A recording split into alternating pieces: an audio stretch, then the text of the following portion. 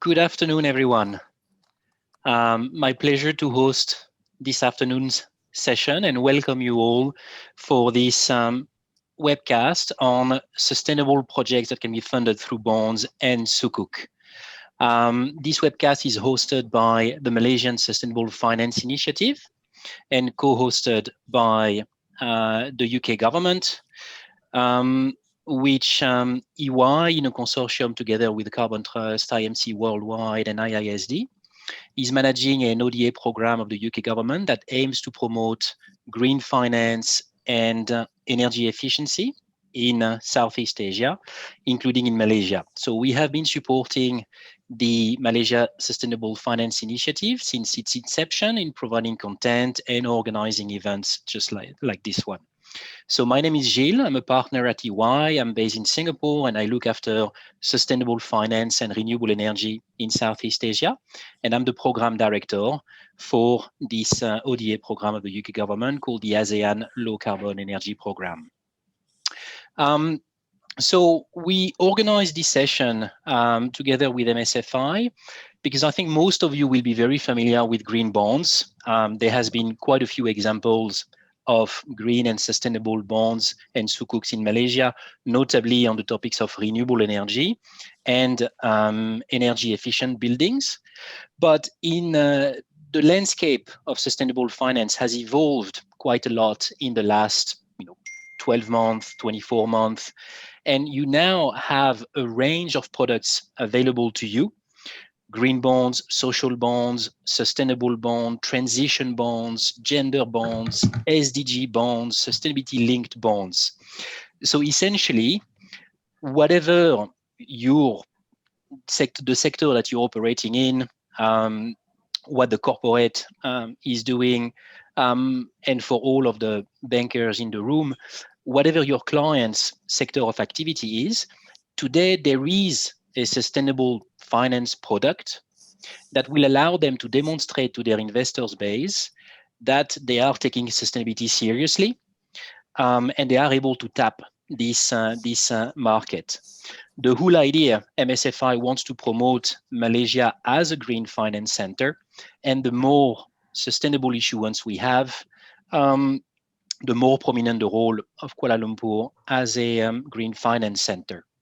So we're very, very pleased to have a diverse range of speakers today, some rare speakers, because we've put together a couple of examples from the less obvious sectors, just to give you ideas on how these different bonds can relate to the sectors you're operating in. So we're going to travel quite a bit. We have speakers from Thailand, Kun Surayut from BTS Group, going to talk about mass transportation sector. We have speakers from South Africa with Lee from Rand Merchant Bank, who's going to talk about a bond issuance for the city of Cape Town in the water management sector. We'll hear from Enel and BNP Paribas, Nicole and Shaoni, about sustainability bond for the Italian utility Enel. And we'll hear from ANZ with Stella, who's going to talk about an SDG bond that ANZ issued for itself. So we hope that this will give you a very diverse range of ideas. And before we move on to the case studies, if I can look at the next slide on the agenda. Arina Kok from EY in Malaysia, together with David Uzowski from IISD, will first run us through an overview of sustainable bonds, so really an overview of all these different products and the market landscape before we move on to the case studies.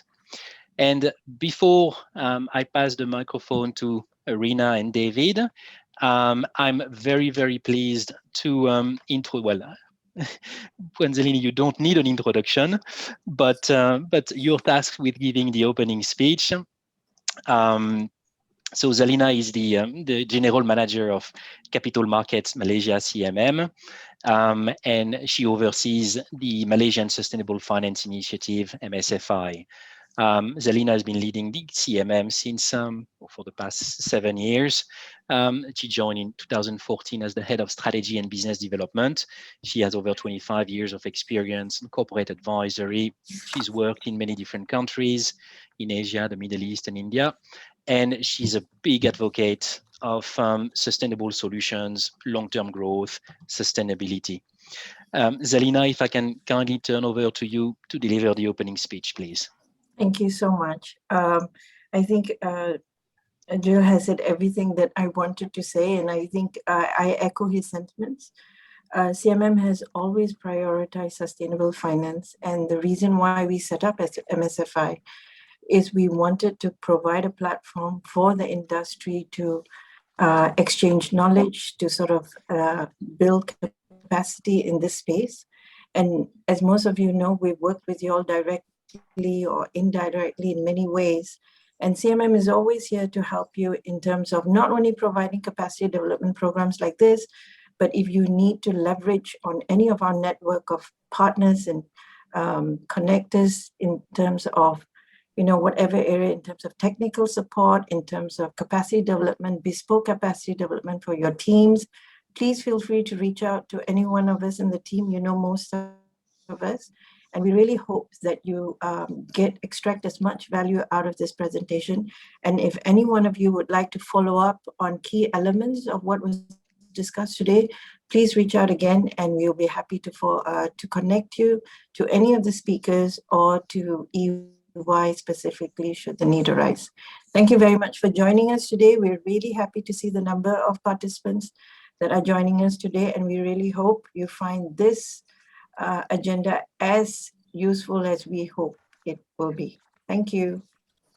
Thank you very much, Zelina. And there's over 100 of you participants on the line. Very pleased to have such attendees. Before I turn the mic over to Arina and David, and I will let you introduce yourself, please post your question through the Q&A box. We have a team here who will monitor the questions that are posted, and we will take stock from time to time and address most of them. So, Arina, David, if I can ask you to take over from now and run us through the overview of sustainable bonds and the market. Thank you so much. Thank you, Gilles. Just a quick introduction. I'm Arina. I'm a director with EY's Climate Change and Sustainability Services Practices. And I'm going to take you through the first part. I'm going to close my video so I have a better bandwidth. Okay, looking at the first slide, hold on, yeah, I'm trying to navigate. Okay, looking at the first slide, I'm going to just first cover the overview of the types of sustainable bonds. If you see from here, the focus on the various types of bonds is really on the common ones. The issuers focus are on the green bonds, social bonds, and sustainability bonds that Gilles have mentioned earlier. So when we look at the three types of green, social, and sustainability bonds, the question comes up on what can be financed. Green covers the dedicated green projects, social covers the social projects, and sustainability covers both the green and social projects. Now, what we've also seen that has also surfaced is the types of, beyond just the specific use of proceeds and issuers focus on these three aspects, there has also been a new form of bonds, which is the general corporate purpose bonds, that actually covers for more specific focus on UN SDGs, transition, overall sustainability strategy, and KPI-linked strategy bonds. And what are the concepts that underwrite these different types of bonds? For UN SDGs, it finances the portfolio of activities or strategy that contributes to UN SDGs, whilst transitions is the ones that finance the portfolio of activities or strategy that supports the transition, and it has the associated targets. Now, the transition bonds aims to finance more hard to abate, this slide.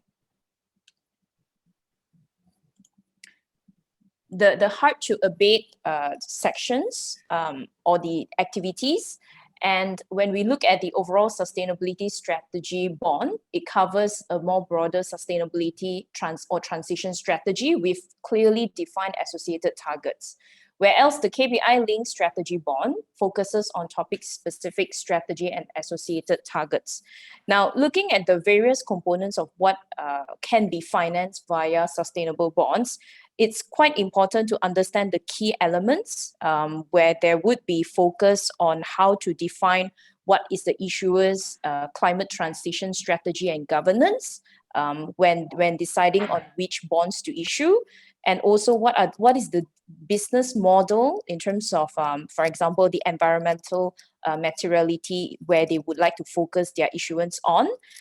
There is also consideration of the other aspects of what are the climate transition strategy, whether it's science-based or whether does it have a targets and pathways that it would like to define when they issue the bonds, and what is the implementation transparency that it would need to consider. So looking at the various bonds, we wanted to bring a landscape of what has been sort of researched and outlined here.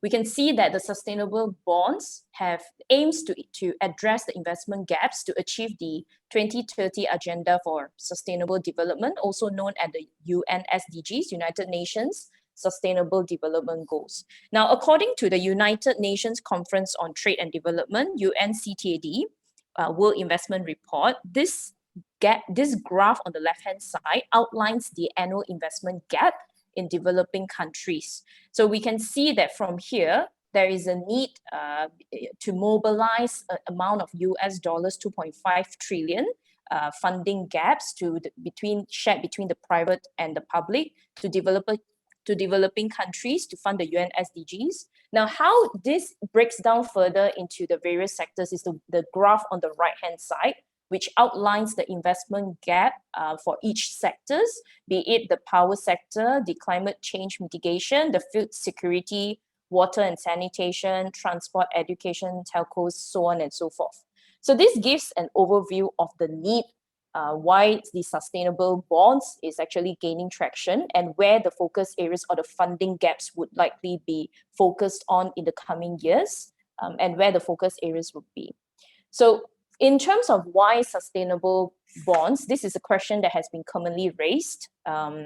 The quick answer is it does facilitate a reallocation of capital flows in a very strategic and targeted manner. So it allows the investors to define and identify very strategic sustainable bonds that have a specific purpose. And I think in terms of the value is most of these bonds are oversubscribed. We'll provide the details later. And the idea that it would appeal to a better pool of investors who are looking for a more strategic or long-term investments, be it to manage their own investment portfolio strategy or decarbonization strategy. So the benefits to the issuer is essentially to also enable more long-term green financing, enhance the issuer's reputation and attractiveness to the key stakeholders, attract new and diverse investors base, and they're able to facilitate the greening of traditionally brown sectors. And it would tend to have a wider margins of oversubscription, as I mentioned earlier. On the flip side, for the investors, the benefits it's for it to identify or generate the social or environmental impacts without sacrificing their profitability. They are able to also ring-fence the corporates with clear social and environmental objectives. There are identified tax exemptions on green bonds that equates to lower borrowing cost. And sustainable bonds do offer some similar return to conventional fixed rate financial instruments. And last but not least, but investing in these products would reduce or to a certain extent reduce or limit the additional risk, and to a certain extent could also help to hedge against certain types of climate risk through the green bonds. So in terms of the guidelines for sustainable bond, what are the focus areas? We thought to share the process, the typical process of issuing a sustainable bonds. It can be seen here, the end-to-end process. So first will be to define the asset strategy. What are the green or social criteria for the bonds? and also to conduct the environmental and or social impact assessment for selected asset, project, or portfolio, choose the underwriter, but also develop the Sustainable Bond Framework. So when it comes to the Sustainable Bond Framework, this is where it differs from the typical plain vanilla bond, whereby the framework would have the 4 components in the issuance framework based on selected bond standards or guidelines. These are the 4 areas, which includes use of proceeds, project evaluation and selection process, management of proceeds, and reporting the outcomes of the framework. Essentially, what you have promised to deliver, the idea is to have that periodic reporting to ensure that you fulfill the requirements. Post-issuance, pre-issuance, there will be a consideration to have a pre-issuance assurance to verify the issuance that fulfills the criteria of the adopted standards or guidelines, and the external reviews may also include second-party opinion, verification, certification, bond scoring, or rating. It's worth to mention here that different jurisdiction has different requirements for pre-issuance. The likes of the China, there is a mandatory requirement to have a pre-issuance assurance. In Malaysia, there is no requirement for this pre-issuance assurance. It's one consideration that helps to build up the credibility of the framework and the bond. Now, the next phase is to essentially launch and have the roadshow, obtain credit rating, issue the bond. Post-issuance, there will be a need to conduct ongoing reporting to disclose the project information, the use of allocated and unallocated proceeds, as well as the environmental and social impacts. And post-issuance, there is also a recommended assurance to verify the alignment intended and the actual use of proceeds, as well as to provide assurance on the allocation or the impact reporting. So these are the end-to-end considerations. Now, looking at what are the various frameworks that can be considered, we have actually outlined in terms of the green bonds. You can actually consider the climate bond standards, green bond principles, ASEAN green bond standards as well.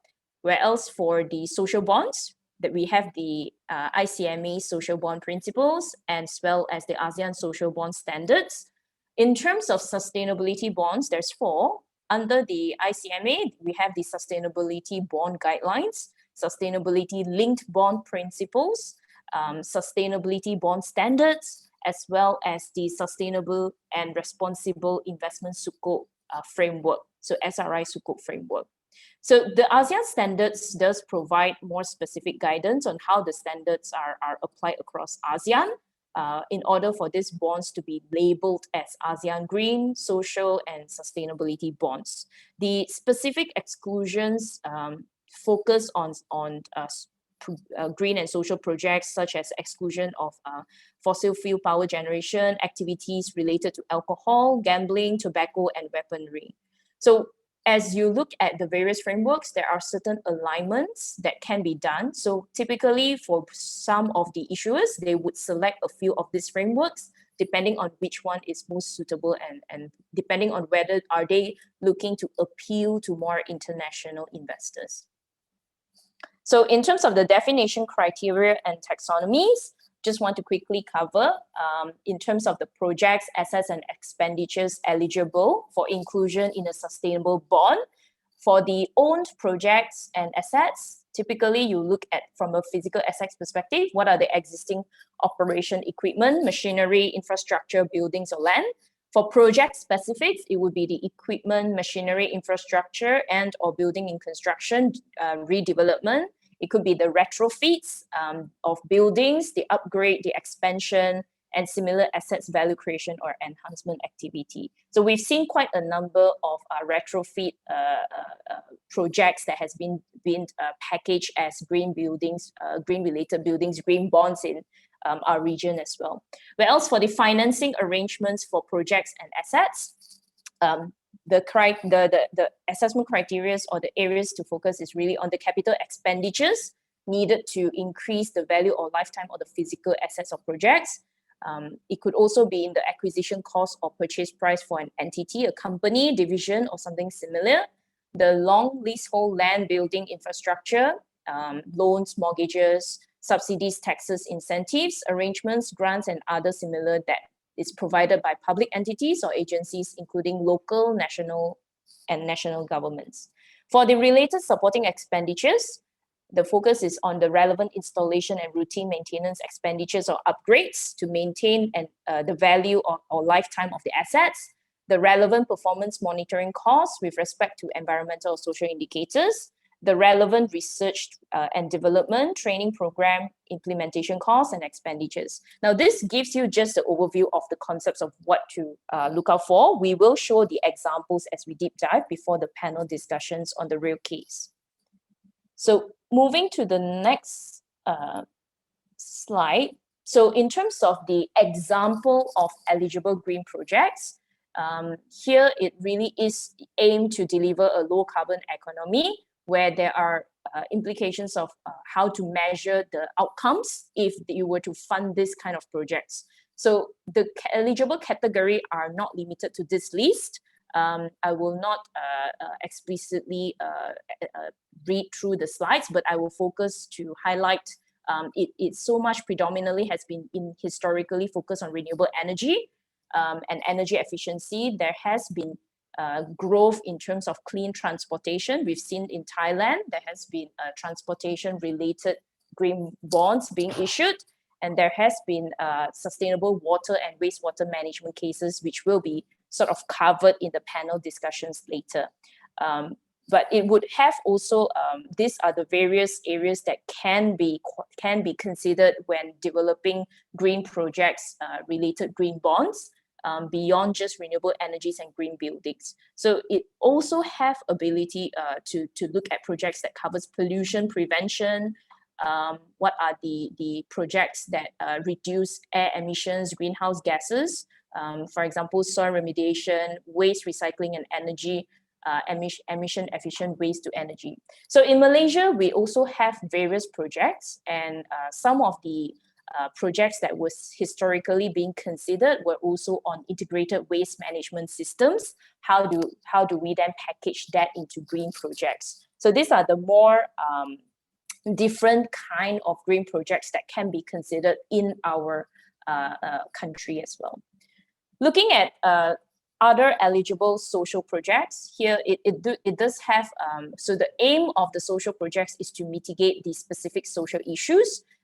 The same, similar to green projects, there is a need to identify what are the measurable social outcomes.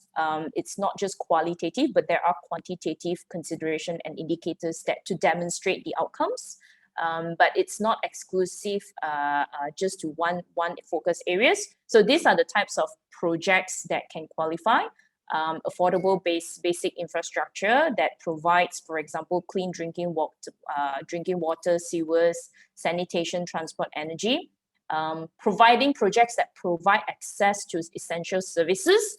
Affordable housing is another segment that has been gaining traction, and we are aware that there are a number of financial institutions in Malaysia that has been looking at affordable housing and how to package that within the sustainability bonds.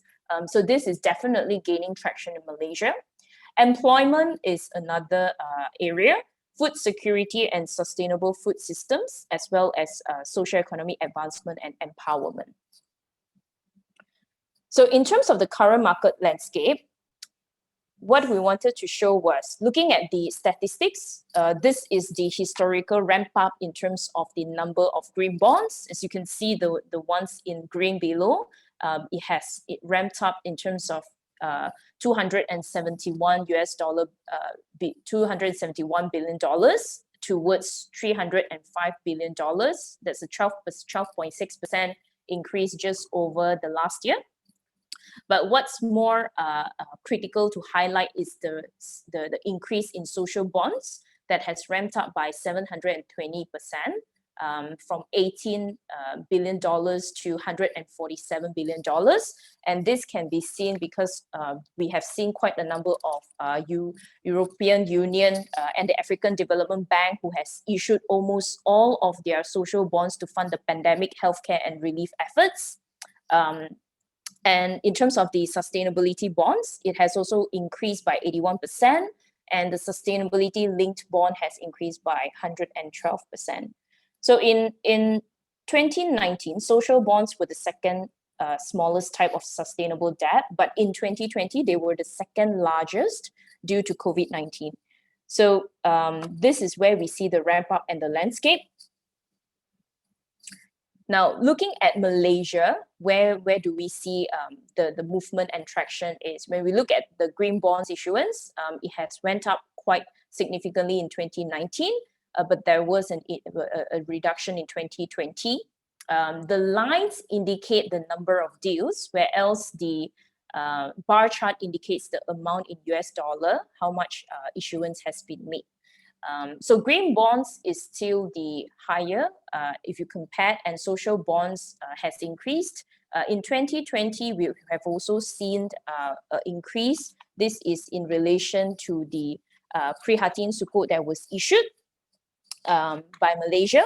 And when we look at the sustainability bond issuance, it has also went up in 2019 and moved to about the same number of deals in 2020, but the amount has dropped.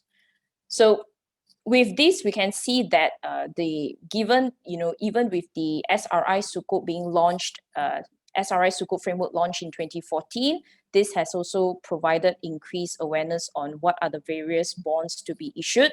The budget 2021 has also included provisions to help establish our country as a sustainable finance hub.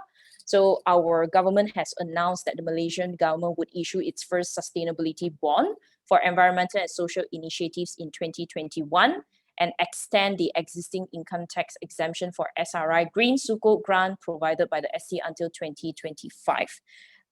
So the demand for such sukuk is can be seen with the 666 million ringgit sukuk Prihatin, the social impact sukuk, which was oversubscribed by 1.33 times. And this encouraged a further issuance of 166 million compared with the earlier announced target of 500 million. So this is just a snapshot of the list of issuance of green bonds in Malaysia. And you can see from the chart on the pie chart on the right hand side, this is where 70% of it are very much still in the energy segment, some mainly on solar, hydropower and building. And where we are looking for is the ramp up. And so the purpose of today's session is really to drive more discussions on what are the other available projects that can qualify for sustainable bonds beyond just green bonds. So the COVID-19 essentially has stimulated the social bonds issuance, like I mentioned. Malaysia's first ever digital sukuk was launched on 18 August 2020 as part of the Malaysia government's National Economic Recovery Plan. So this sukuk is based on the principle of tawarruk via the commodity murabaha arrangement and has a total target issuance of 500 million with a maturity period of 2 years. So these funds are channeled to Kumpulan 1 COVID-19 for the implementation of economic recovery measures, which includes enhancing connectivity to rural schools, supporting research grants for infectious diseases, and financing micro SMEs, particularly women entrepreneurs. So you can see that there has been certain deviation as well as maturity of the types of bonds that sukuk that we've been issuing. And moving on to the various incentives or what we can see in Malaysia, the incentives for issuing sustainable bonds or sukuk is, we have the SRI Sukuk and Bond Grant Scheme. This is administered by Capital Markets Malaysia. We have the incentives where you can also claim 90% of the actual external review costs, subject to a maximum of 300,000. There are income tax exemptions provided for the recipient of SRI Sukuk and Bond Grant Scheme for 5 years from the year of assessment 2021 until 2025. And looking at what's eligible, these are green SRI Sukuk issuance made under the SC's SRI Sukuk Framework from January 2018 onwards. It covers the social sustainability or other SRI Sukuk issuance from 25th August 2020 onwards, and bonds issuance made under the ASEAN Green Bond Standards, ASEAN Social Bond Standards, or the ASEAN Sustainability Bond Standards from 29 October 2020 onwards. So moving on to the case studies, this comes to where we see what are the various forms. I wanted to highlight this case of BHP Billiton and the International Finance Corporation who collaborated on the forest bond in 2016. And looking at this bond structure, what we have seen is BHP provide the cash for price support to the IFC, whereas the IFC in return provide the carbon credits to BHP Billiton. Now, what the IFC subsequently do is also to provide the carbon credits to investors, and the investors can actually in return provide the investment principal to IFC, and the investors can consider how they want to deal with the carbon credits, whether they want to go to the carbon credits market or they can use it to offset their own decarbonization strategy. So the forest bonds is currently supporting a project in East Kenya and Kasigao Corridor Red project. So this project was implemented by Wildlife Works Carbon LLC, and it aims to achieve emission reductions through both forest protection and community development, which supports alternative livelihoods in the project area. And the measurements that they're looking for is about 100,000 of people would benefit, be it the landowners and the communities would benefit from the project. And it currently generates up to 1.8 million of verified carbon units, otherwise known as carbon credits or tons a year. So the income from the sales of the carbon credits is spent on trainings, health projects, or education, subject to the decision of the community committee. So this is one example of a bond focused on this project, Forest Bond. The other project is by BASF is to support the green transition with innovative electric vehicle batteries and accelerator products. So for this, it was issued in May 2020, where BASF issued the first green bond in the European chemicals sector, and the proceeds is focused to fund several green projects, including the production of EV batteries and accelerator products. So the term structure is for 7 years, it matures in 2017. Value for 1 billion with an annual coupon of 0.25%. So the rating is A2, and how the structure of this bond is being done is it combines the battery materials production and recycling component of the cycle with the goal to close the loop in the circular economy. And with the focus on is looking to how its innovation in the electric or car batteries materials, what it aspires to achieve, the measurable matrix, is to double the driving range of mid-sized cars from 300 to 600 kilometers on a single charge, and decrease the size of batteries and expand their life size. So what I mentioned earlier, there are measurable metrics that essentially drive the commitment of the bonds, and this is one of the example that outlines the circular economy direction for this bond. I'm going to pass on to David. David has another interesting bond to share. Yep. So David, I'll pass on to you on this because it covers the gender equality component, so the QBE.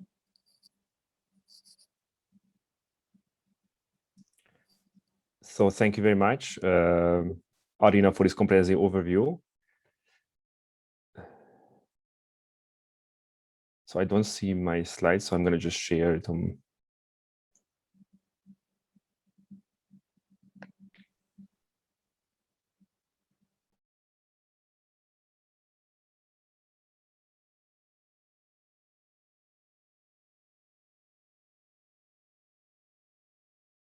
All right, now is good. So again, thank you very much, Arina.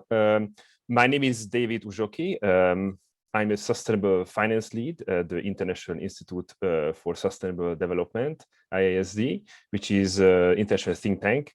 I'm personally based in Geneva, Switzerland, and focusing on various topics in sustainable finance, including providing second-party opinions on green and sustainability bonds, as well as working in gender-lens investing.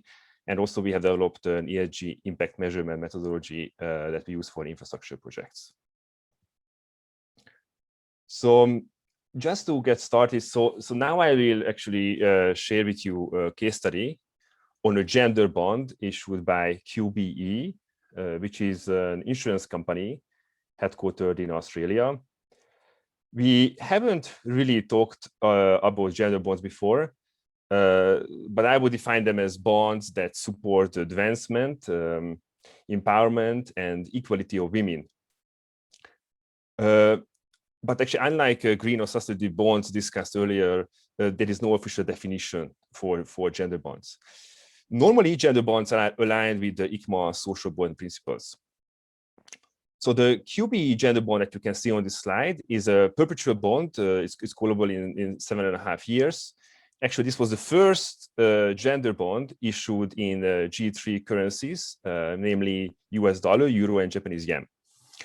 The proceeds of the gender bond will be allocated towards financing investments in qualifying bonds of companies. So very important that they are actually investing in the bonds of companies that meet the eligibility criteria you can also see on this slide. So the bond has to be issued by a company that is a signatory to the United Nations Women Empowerment Principles. There are actually 7 principles, but I will not go through them here. But just for the sake of example, they are like establishing high-level corporate leadership for gender equality, and also treating all women and men fairly at work, respect and support human rights and non-discrimination. So in addition to this criterion, the bond must be issued by a company recognized in the most recent EquiLeap Gender Equality Global Report and Ranking. So basically, EquiLeap is assessing over like 4,000 companies globally on 19 gender-related criteria. So the report mentioned here includes the top 100 companies out of these 4,000. And actually, and the NL group, who we will have speaking here today, is number 8 on this list. So very impressive, I have to say. And also, Kpis has also developed a list of exclusionary criteria that you can also see on the slide. It has committed not to finance any of the projects, any of these projects and activities through the proceeds of its gender bond. So these are just some examples. There are about, I think, 12 different activities mentioned in the actual bond framework. So finally, I just would like to point out that when the bond was issued, there were orders worth of $8.25 billion for this $400 million issue. So basically, we are talking about here a 20 times oversubscription. And I know that Arina mentioned that these bonds are often oversubscribed, but this is, again, very impressive. So, I mean, having worked on several new bond issues in my previous life, I mean, I can certainly say that this is not normal and demonstrates an exceptionally high level of interest from investors. So on the next slide, I'm going to talk about the unique approaches to sustainable bonds, namely why gender considerations should be mainstreamed across all newly issued sustainable bonds. And what I mean by this is that, that irrespective of the type or thematic focus of the sustainable bond, gender considerations should be integrated in how the bond proceeds are allocated. So I will talk about now why this is important, how it could be done, and also show you some examples where this is already the case. The next slide, please.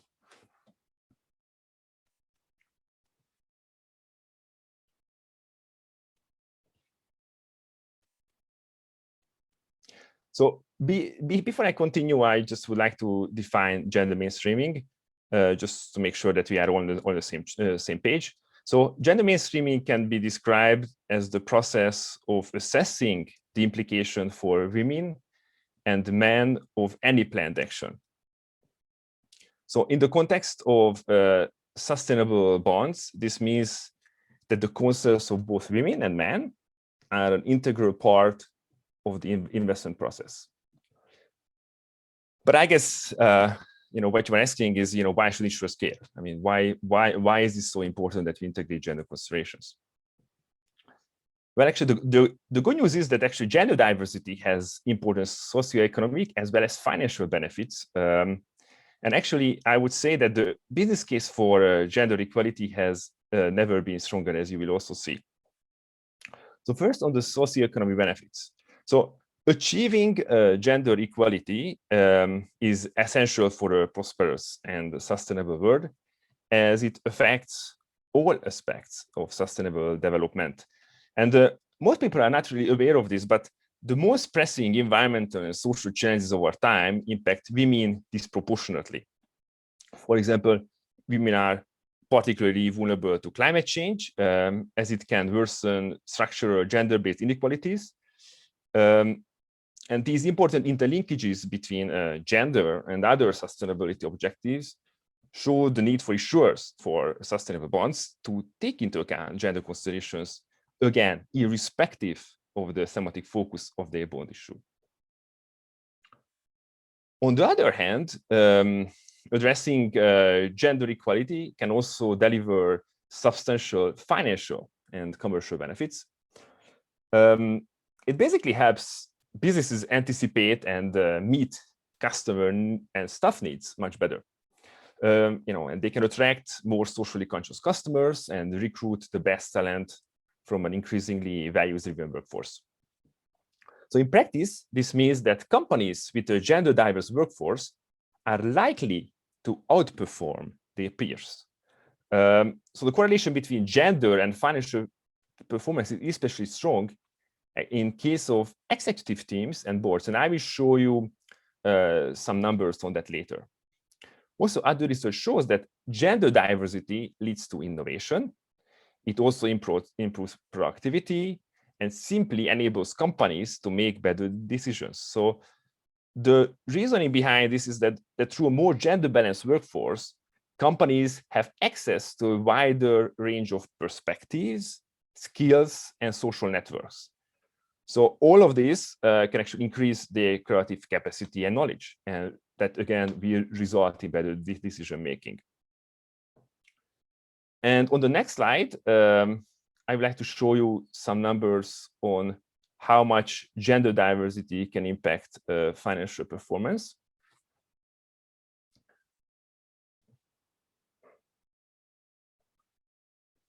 So recent research covering more than 1,000 companies from 15 countries show that companies with gender diverse boards are 28% more likely to outperform their peers, while gender diversity in executive teams increases the chance of outperformance by 25%.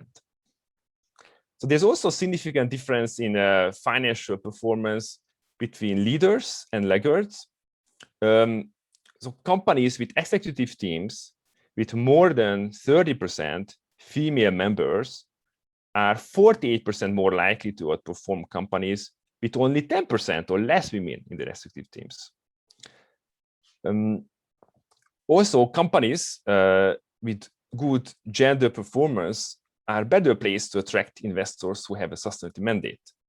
And this is particularly important now as the integration of ESG criteria in investment decisions is expected to reach $160 trillion worth of assets by 2036, at least according to Deutsche Bank. So there will be a huge amount of money going into gender and sustainable bonds. And it is important to remember that higher investor demand can translate into a lower cost of financing. So in case of bonds, this basically means that new issues will be more oversubscribed, resulting in bigger spread tightening during bull building. So do you remember how much the QBT gender bond was oversubscribed, like 20 times? So this would be a similar phenomenon to what is currently happening, to at least to some extent, in the sustainable debt markets. So we have seen that new green bond issues often attract more investor demand than traditional bonds of the same issuer. So this means that in a more this actually will result in a more substantial spread compression during pricing. So again, basically lowering the cost of financing for issuer. So finally, a high gender score can also signal to investors that the company is taking a progressive stance towards gender inequality and manages well its reputation risk. Both of these factors benefit the company's long-term growth and profitability, and therefore its valuation ultimately. Also, several studies demonstrate that companies with good gender performance have actually higher market valuations compared to their peers. So all this to say that gender equality is not only important from societal and development perspective, but can also result in better corporate performance. So for this reason, I would encourage sustainable bond issuers, so any of you who are on this call, is to integrate gender considerations when designing new sustainable instruments.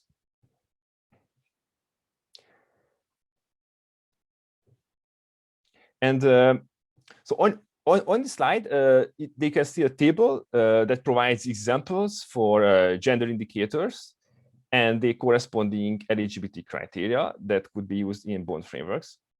So they are based on the 2X challenge, which is basically a major initiative of G7 development finance institutions to mobilize resources to advance gender equality and women's economic empowerment. I will not go through all the indicators that you see on the slides, but the purpose of this table is to kind of give you an idea of the different gender indicators, as well as the associated eligibility criteria that could also be used in the bond framework. Of course, gender indicators should be selected based on their relevance for the expected use of proceeds. Also, issuers should consider their own capacities to measure and also their ability to access gender data.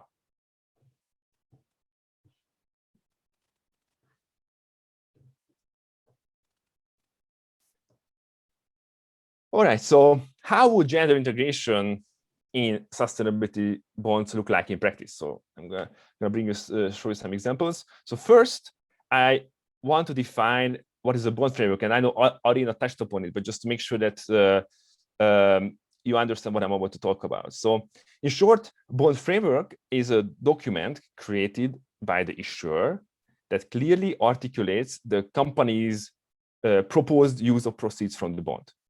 So we could say that every sustainable bond issuer has a green and sustainability bond framework in place. All right, so now going back to how gender considerations could be integrated in different sustainable bonds. So in case of sustainability and social bonds, gender considerations could include gender diversity requirements in the eligibility criteria used for the selection of projects. Or alternatively, have a dedicated social project category on gender in the bond framework. Interestingly, or sadly, even in case of social and sustainability bonds, which are financial instruments designed to achieve social objectives, the integration of gender considerations is relatively rare. So one example is the Sustainable Bond Framework of Millicom, which is a provider of fixed and mobile communication services. And Millicom has a dedicated social project category on empowering women, where eligible projects include training programs to women and women-led SMEs on the use of digital tools and other ICT technologies. The bond framework of Banco del Estado de Chile is a good example for gender integration in social bonds. So one of its social project categories is women entrepreneurs, which basically supports initiatives to help women-owned businesses to access financial and non-financial services. All right, so moving to green bonds. So green bond frameworks do not have social project categories, only green ones, okay? So therefore, gender integration can only be done at the eligibility criteria used for the selection of projects. For example, AFD has developed a bond framework that is also using green bond issues. That is also being used for green bond issues. So based on the framework, eligible projects need to receive a natural or positive grade on gender equality, otherwise they're not eligible. Okay. So finally, for sustainable linked bonds, gender mainstreaming would mean including an additional set of gender-related KPIs or key performance indicators and sustainability performance target in the bond framework.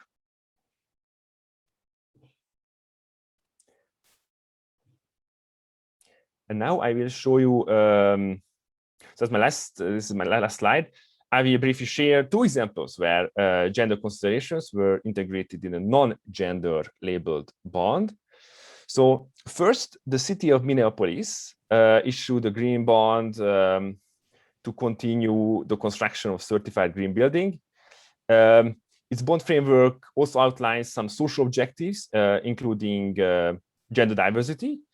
It commits to have a diverse construction workforce comprised of 20% women and 30% minorities. So this example shows two different ways how green bonds financing infrastructure can apply a gender lens in project selection. So one is adding a requirement on women's participation in the workforce. Second, integrating gender criteria in the internal policies that determine the eligibility for the use of proceeds. And my last point is the second example on this slide, which is Schneider Electric, who issued a sustainability-linked convertible bond. It has three KPIs, one saved on avoided CO2 emissions, and the second one is on gender diversity from hiring to frontline managers and leadership teams. And the third KPI is the number of underprivileged people trained in energy management. And you can see the sustainability performance targets on the slide. So this is just a great example for structuring triple KPI sustainable linked bonds. It also demonstrates that from a technical perspective, there is no reason for a sustainability linked bond issuer not to set gender diversity targets alongside its other sustainability KPIs. So thank you very much. And I'm much looking forward to discussions and questions towards the end of the session. Thank you so much, David. So thank you, Arina and David, for giving us an overview of the different products, the market landscape. Hopefully, all the bankers in the room and the issuers in the room are convinced now that there is one product that's applicable and relevant to them, depending on the sector and the activities. And we would like to emphasize that gender KPIs can apply to any of these products, and it's not just a nice thing to add. It is the right thing to do. So please have the discussions with your client and on sustainability and gender. So now it's the time that we're going to look at case studies, and we're very grateful for the speakers that are on the line. Before I introduce, can I just take stock of the Q&A? Arina, there's been quite a few questions on the reporting. There were questions, and these have been answered live, but if you don't mind, Arina, there was a question on the frequency of reporting, who regulates, ensure that the purpose of financing is aligned with the framework, and also whether those second-party opinions are mandatory. Do you mind giving us, 1 minute on the, what are the framework requiring, whether it's mandatory or voluntary? What's the typical frequency, and who provides the assurance or second-party opinions? And then I will introduce the speakers. Sure. So just a quick answer to the reporting. There is a pre-issuance consideration for the, as I mentioned earlier in the earlier slide, the slide will be disseminated. You can actually get a second-party opinion, or you can get a pre-issuance report, which is it can be done by assurance as well.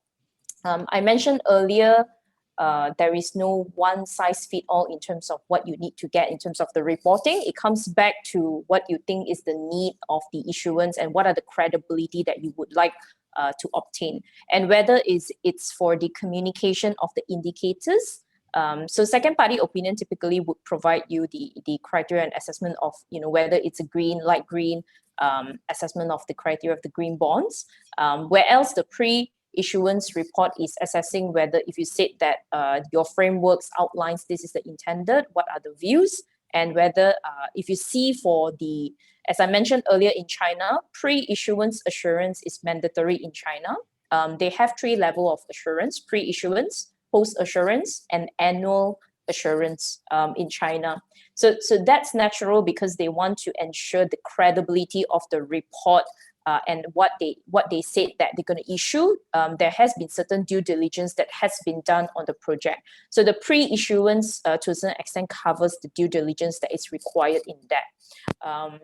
In terms of the frequency of the reporting, it depends also as well what you outlined in the framework when you have defined the criteria, to what extent you would like to provide the indicators. So the panel speakers later, they are going to show you an example of how they have actually outlined the matrices. I'm sure NL and ANZ have rich cases on how they define the matrix, and they can share as well their considerations of why second party opinion and assurance and how frequent the report would be.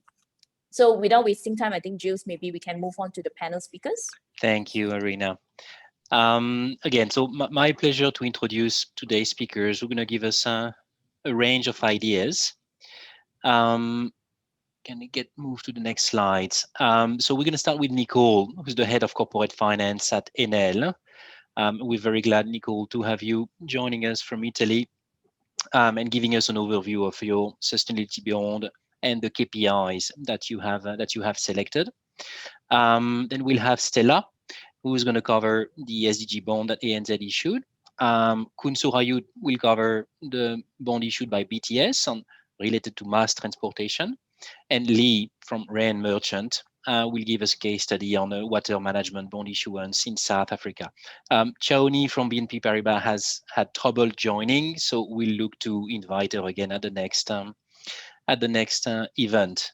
So Nicole, can I ask you to kindly turn on your videos, perhaps give us a quick introduction of yourself and run us through the case study from Enel. Sure. Thank you, Jill. Thank you for the invitation, and thank you also to Arina and David for the comprehensive and deep explanation on the sustainable finance space. I don't know if you can project the slides. Let's say that I'll start maybe with a quick introduction of Enel for those who are not familiar with the company, and then I will go on our sustainable finance path that started with green bonds and let's say that passed then to sustainability linked bonds that we issued in 2019 with this so-called SDG linked bond, and then we add also the ICMA guidelines for those kind of instruments. Okay, I don't see the slides. Yeah, we're just loading up your section.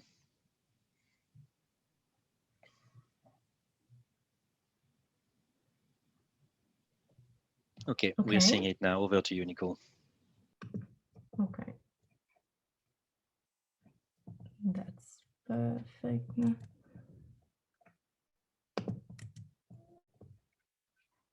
No, just a second.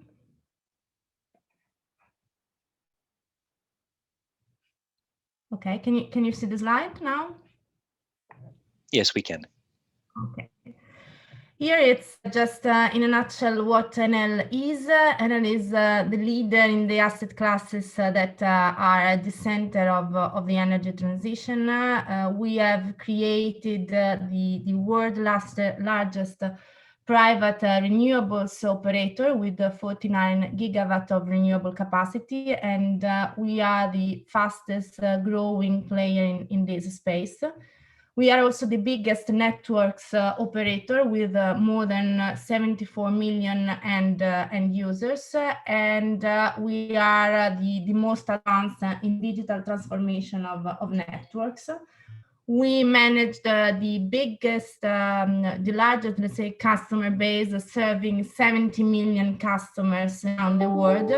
And I would say that our results in 2020 have proven the resiliency of our integrated business model, and the 163% of total shareholder return achieved over the past 5 years is a recognition of the industrial value we have created over time, but is also a recognition of the good choices that we have made over time when given the fact that we have decided to move, let's say, in 2015 from a business that was much more conventional generation-based to a business that is now much more on the other side, renewable-based.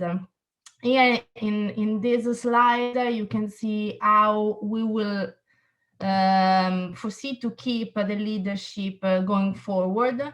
We plan to invest around 160 billion to 2030 through our ownership and stewardship business model, catalyzing around 30 billion of third-party investments. In 10 years, the group will add 95 gigawatt of renewables capacity, more than trebling the 2020 installed base. We expect also 75 gigawatt to be fully consolidated and the rest managed for third parties. And this is the main difference between our ownership model, that is, I would say, the day-to-day business model, and the stewardship model. And as we grow our renewable business and in line with the transformation of the energy system, we will invest into our regulated asset base that will reach 70 billion euro, around 70% higher than today. Then we do have also our NLX business model that will continue to grow in the services that serve to the decarbonization of the perimeter.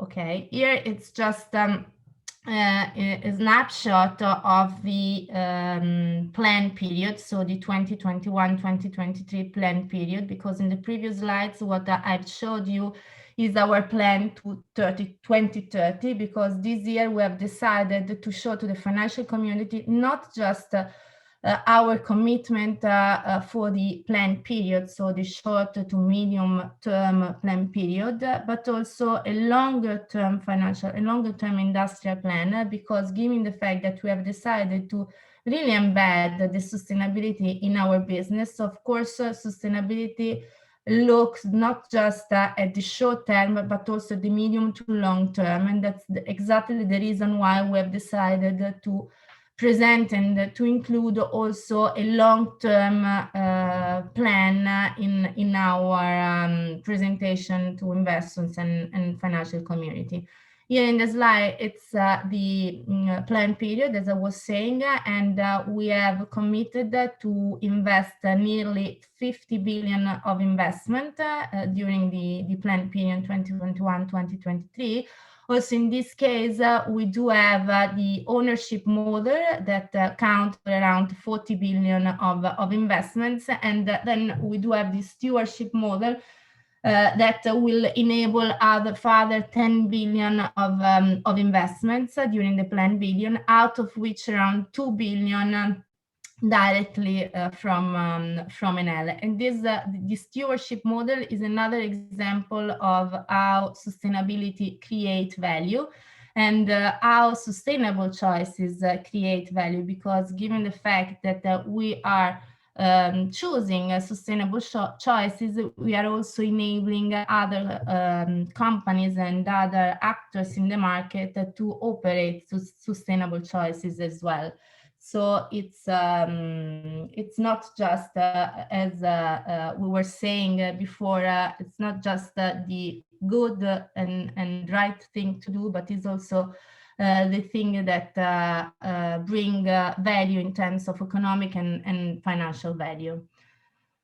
And here is how we do create long-term value. EBITDA and net income CAGR to 2030 are set to increase, but by mid to high single digit, with a good improvement of profitability over the period, and growth in the group's financial are supported by business ambition in terms of also in terms of sustainable choices, as I was saying. Sorry, as I was saying before. We look not just at the value that we can create for the company itself, but creating value for us means also creating sustainable shared value. Here in the slides, you can see the three main pillars of our industrial plan that are decarbonization, electrification, digitalization, and platformization. As I was saying before, the sustainability is really embedded in our business, and we have decided to read the ESG aspect under the SDGs umbrella. When it comes to the decarbonization, the main SDG of reference is the SDG 7, so affordable and clean energy. When it comes to electrification, that is mainly linked to our NLX business that serve the decarbonization, but also to our infrastructure and network business, of course. And the main SDGs here are the SDG 7, SDG 9 and SDG 11. So when it comes to SDG 9 is innovation and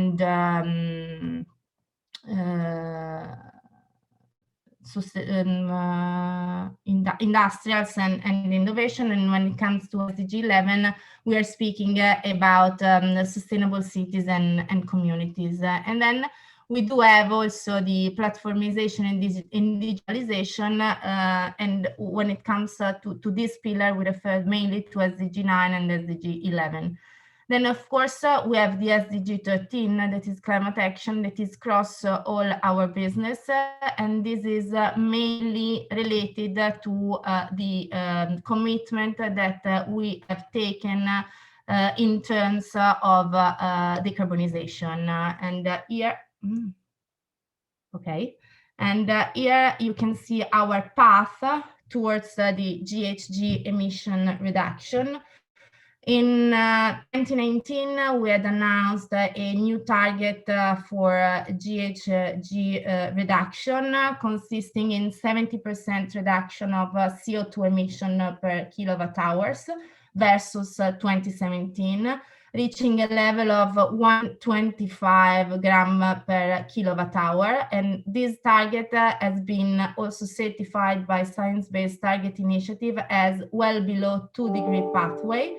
Then in October 2020, we announced a further step up in our ambition to reduce the GHG emission by setting a new emissions target for 2030 of 82 gram per kilowatt hour. And this target was also certified by Science Based Targets initiative as well as aligned with 1.5-degree pathway. And this is, of course, an increase in our commitment towards the decarbonization. And additionally, we are set to reduce by 16% Scope 3 indirect emission by 2030 in consideration of the ongoing electrification of the energy consumption.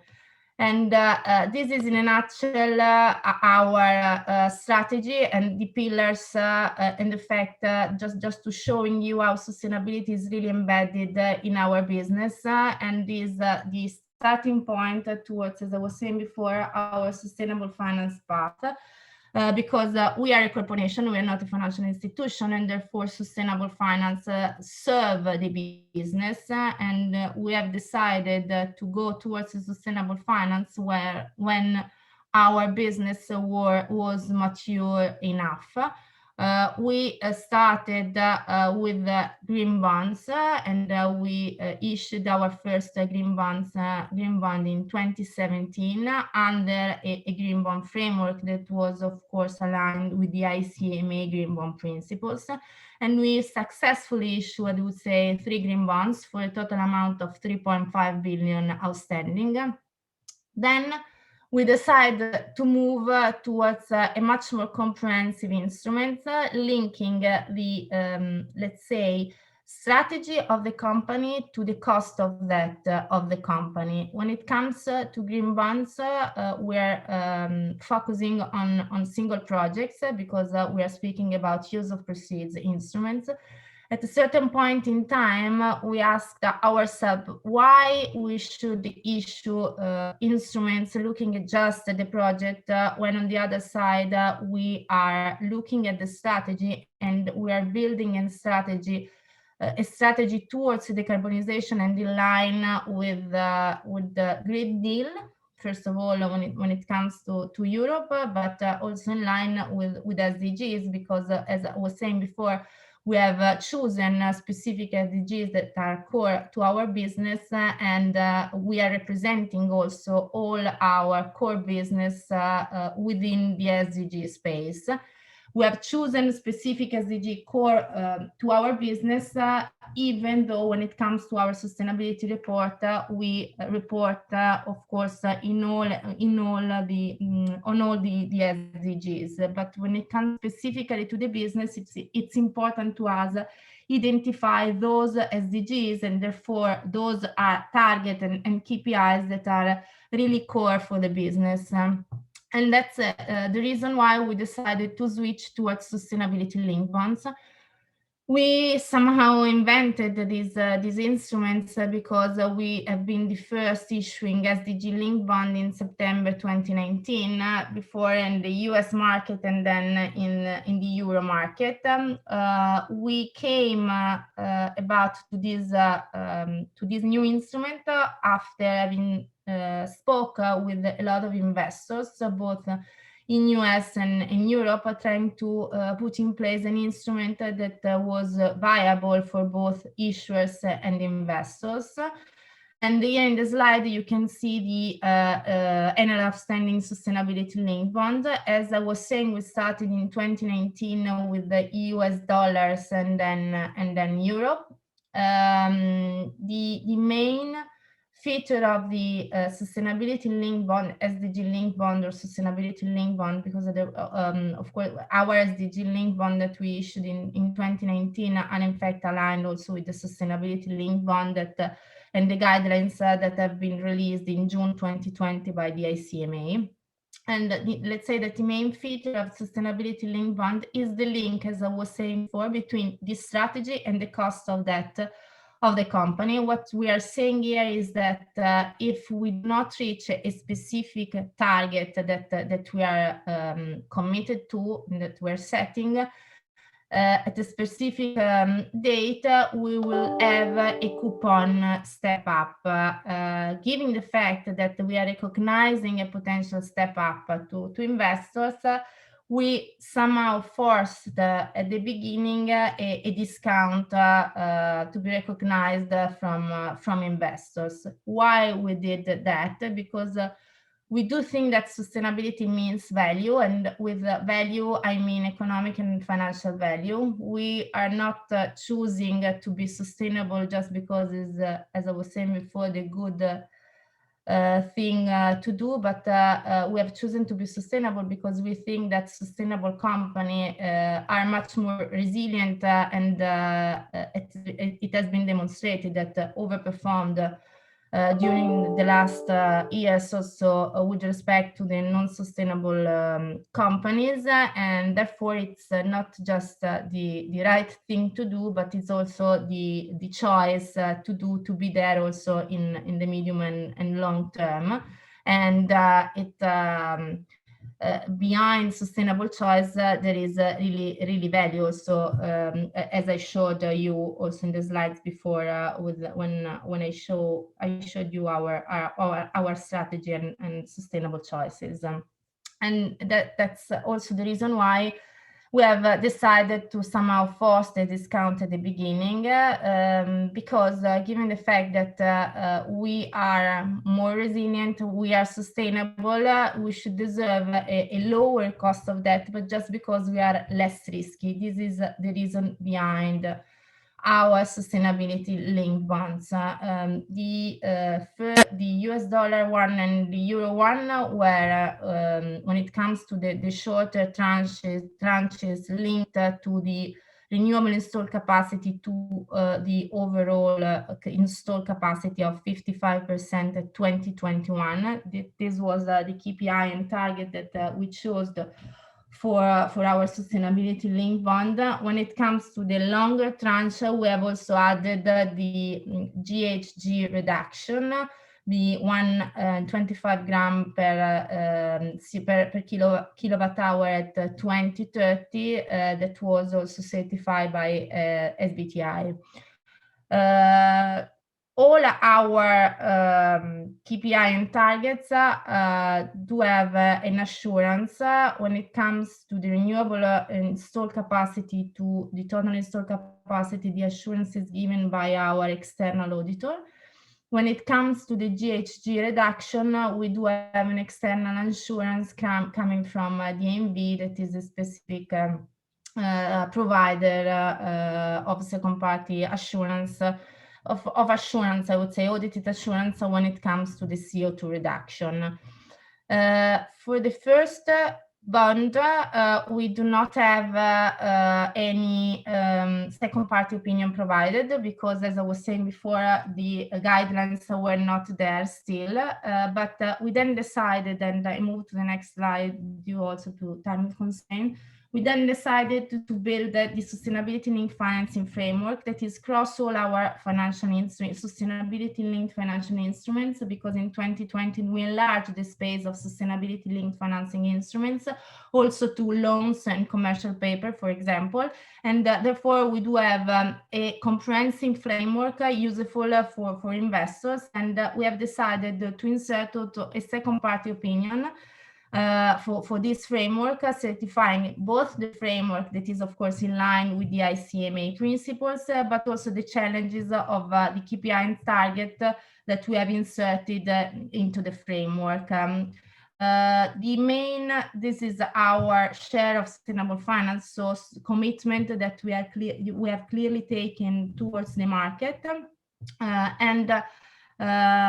Most of all, I would like to draw the attention on the fact that probably three main milestones certify the success of the sustainability-linked bonds. First of all, for sure, first and foremost, I would say the release of the ICMA sustainability-linked bond principles. We have worked together with the ICMA in order to have those principles on the market, because we do think that standardization is useful for both issuers and useful and requested for both issuers and investors. And then we have the fact that the ECB declared the eligibility of the sustainability-linked bond under its purchase program, and this is another great milestone of this new asset class. And I quote what the ECB said, and this is in the last. At the bottom line of the slide, the coupons must be linked to a performance target referring to one or more of the environmental objectives set out in the EU taxonomy regulation and/or to one or more of the United Nations Sustainable Development Goals. I think that this is really the first time that has been made also a link between the taxonomy, that it's much more European based, and the sustainable development goals. So a link between also different markets, very useful for the growing of the sustainable finance market. And here, the third, I would say, milestone, the fact that sustainability-linked bonds have been issued also by other issuers, and this certified really the birth and growth of this new market, because of course it's not just a tailor-made instrument for Enel, but it's an instrument that can be issued by a lot of companies, can create also a link between not just on the side of the ESG, so not just on the environmental, but also, for example, on social, because it's not the use of proceeds, but it's general corporate purpose. So the important thing here is to have a credible and reliable strategy, and to show that there is also a path toward the transition. That in our case, it's of course the energy transition, but when we speak about transition, we are just speaking about a just transition that need to be put in place. Otherwise, we will face probably some problems going forward in our world. So and here in the slide you can say an example of issuers that have entered into the sustainability linked bond market with different KPI and targets. Of course, the choice of the KPI is the key for this kind of instruments. I stop here because I'm conscious of the time constraint. Thank you very Nicole. much.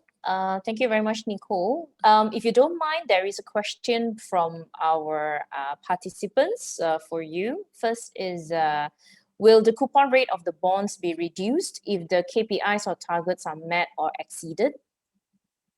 No, we have decided that as I was saying, we do have just a step up because after multiple interaction with investors, we realized that a step down could create some problem to investors in their portfolio. Therefore, we decided just to insert a step up, but we asked for a discount at the beginning, just to demonstrate that there is value under sustainable choices, and because of the fact we do think that sustainable companies should deserve a lower cost of debt just because they are less risky. And the second part is, I think, where they're trying to understand is what's the frequency of the revision of the increase in coupon. We do have the assurance on our target. So the revision is once when the target will be met or not. So when it comes to US dollar, the first sustainability linked bond that we issued, we do have a target in 2021 and 2030 for the longer tranche. And we do have an assurance that came annually when it comes to the Euro bond, because we do pay coupons annually, and semi-annually when it comes to the US bond, because we do pay semi-annual coupons.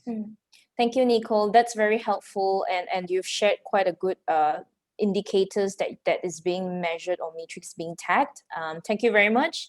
I will take this opportunity to pass the floor to our next speaker, Stella Saris Chow from ANZ. Stella, if you don't mind, could you introduce yourself, and the floor is yours.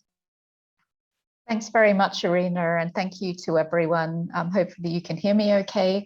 My name is Stella Saris Chow. I've been in Asia for a good 12 years now in multiple roles with ANZ. And for those who don't know, ANZ is a regional bank. We have a hub in Singapore and an office in Malaysia run by Tracy Ong. And you know, the bank has a dedicated sustainable finance business in Asia. I lead that across Asia, Europe, and the US, based out of Singapore. And I think, you know, that the introduction was so interesting because of the way the market has developed. What was essentially a green bond market is now a very diverse market, as Irina pointed out. And we were very proud to have issued the first public sustainability linked bond in the Southeast Asian market for our client Sabana Jurong in February. And we do see the sustainability linked bond product having wide reach, especially for those companies that don't have a very dedicated use of proceeds that can be tied to a green or an SDG bond issuance. But if we just go to the next slide, I just want to give a little bit of a snapshot. I can control this, so let me just see how to do that. Apologies.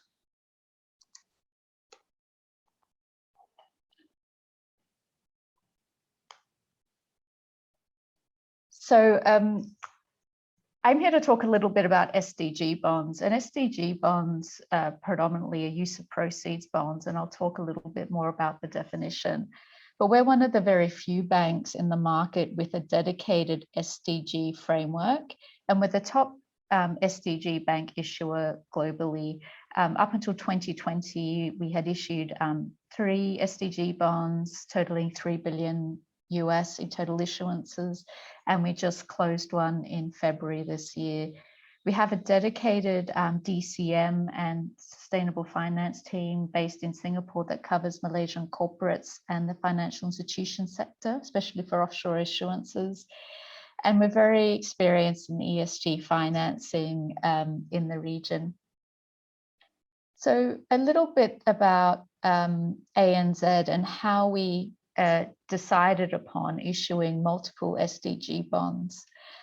I'll cover sort of 5 points in the discussion, and if you have any questions, I'll encourage you to ask them to keep it as interactive as possible.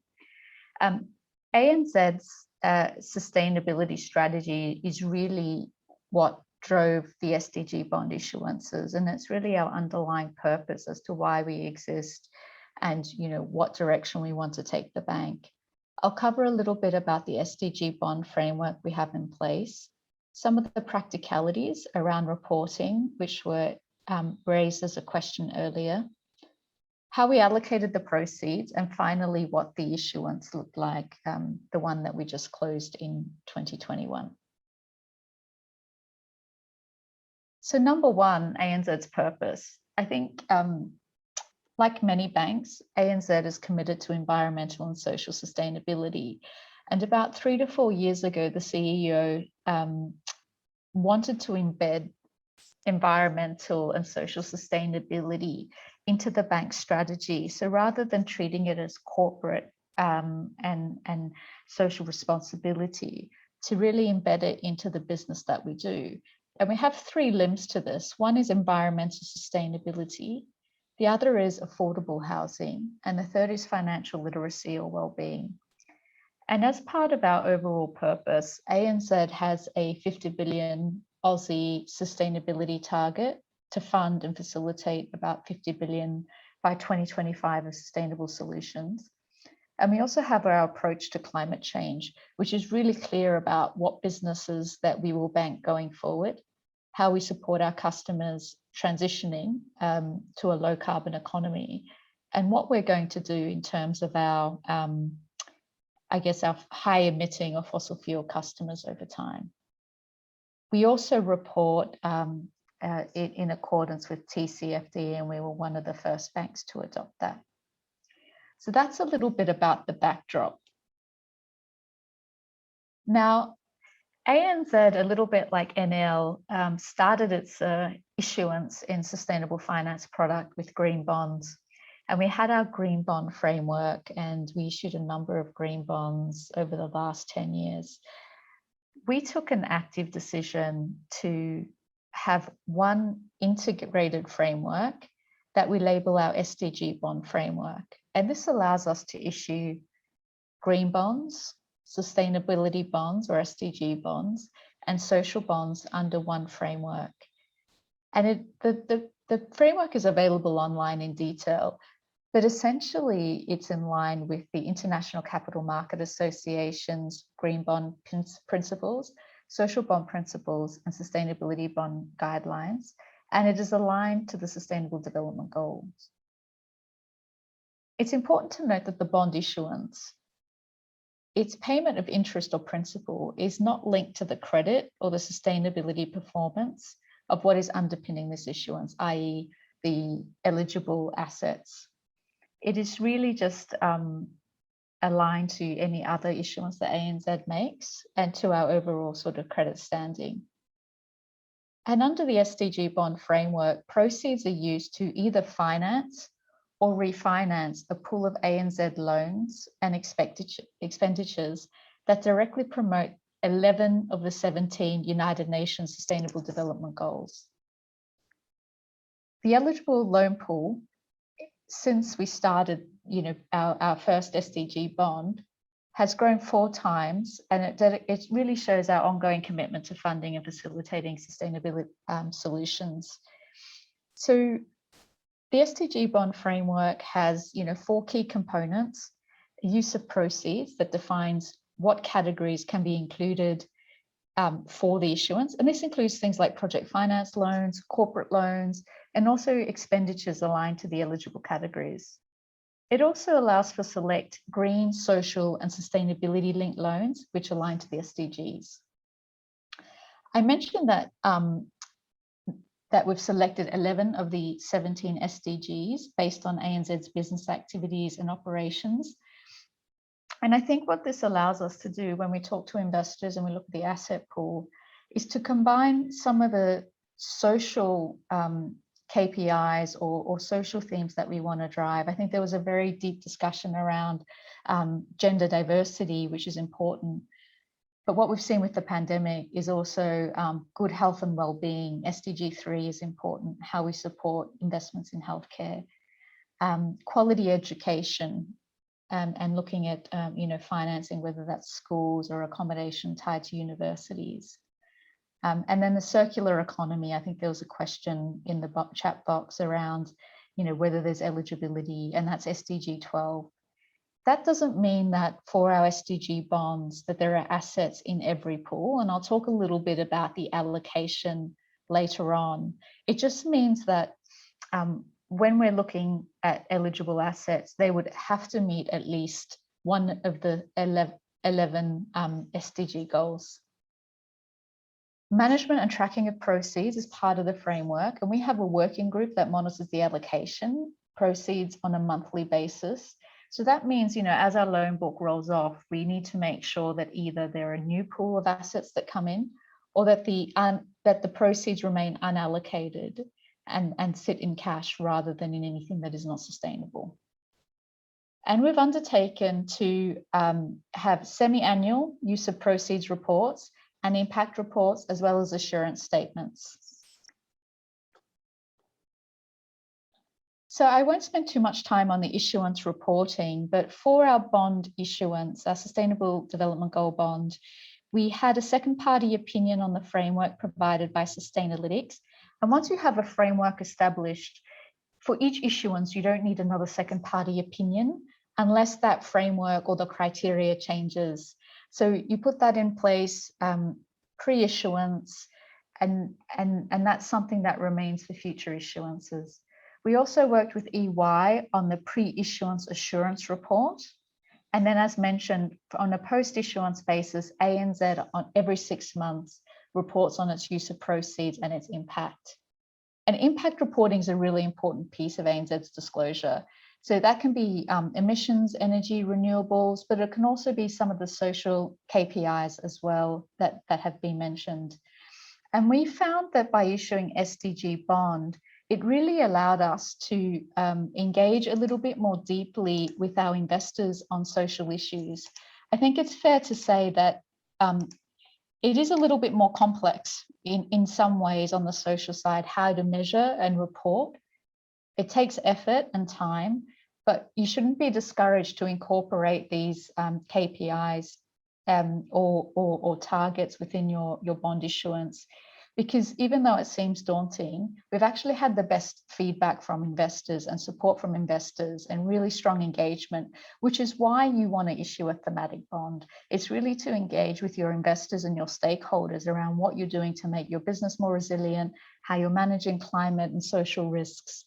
And as Nicole alluded to, maximizing liquidity from various sources and hopefully having a greenium or a pricing benefit as a result of that. So maybe I can just talk a little bit more on a granular detail around the allocation of bond proceeds. I think you can see in the slide pack the various categories, but I thought it would be worthwhile for me just to share with you from our latest bond impact report where the different assets sit.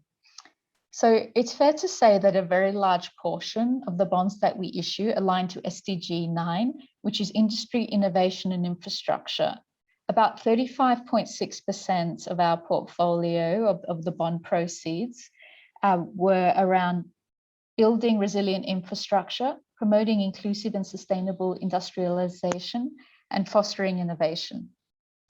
12.3% were around sustainable cities and communities, making cities and human settlements inclusive, safe, and resilient. 24% was around good health and well-being. And 12.8% were around quality education, ensuring inclusive and equitable quality education and promoting lifelong learning. 11% were tied to renewable energy or affordable and clean energy. And a very small part, but it's worth mentioning, was tied to reduced inequalities, about 0.3%. But the impact is important. This is around our Money Minded program, where we teach, but we engage with the community to teach them around budgeting and financial planning and demystifying how to manage money. The allocation of proceeds by location was global, not only Australian assets, but also assets from Taiwan, offshore wind farms, Hong Kong and Singapore, green buildings, Germany, and even as far as Brazil and the US. And a good portion of this was project finance loans, corporate loans, and green loans. So the bond itself, maybe I can just touch on some of the characteristics before I give a little bit more background from the response from investors. We issued a bond in January. It was a 10-year Sustainable Development Goal bond.